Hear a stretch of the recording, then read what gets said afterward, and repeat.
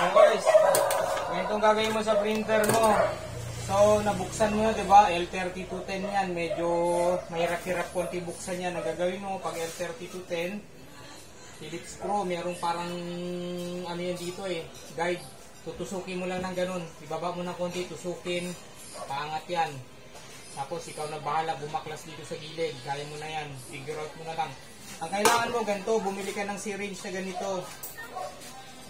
Kailangan mo rin ng cutter. Meron niyang parang ano dito. May crown pa yan dito, yung tinilalagyan ng ringgilya niya mismo na ano yung needle niya mismo.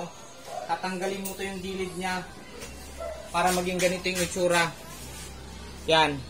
Meron kasi yan dito sa gilid pa na parang crown pa, doon yung pinagtitreda ng ano ng needle.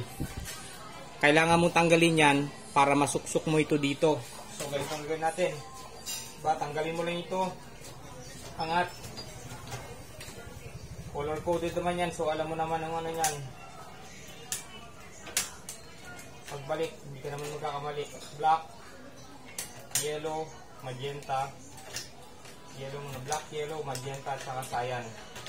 So ganito ngayon, ulit-ulit lang. Kaya nawawala ng ink minsan, naubusan ng laman dito, kagaya nito. Wala ng yellow. Wala na rin laman ito. Wala na rin to.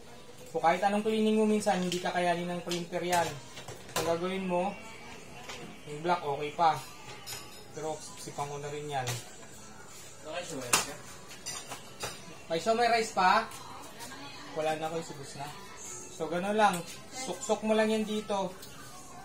Suksok, sabay open mo to yung ano ng magenta. Saka mo sipsipan. Yan, sipsip puno. So ayan, meron ng laman. Puno na. Basta hindi barado yung print head mo, gagana na yan, yung baradong, yung ano, pag walang lumalabas sa print head mo. Ganun lang gawin mo, guys.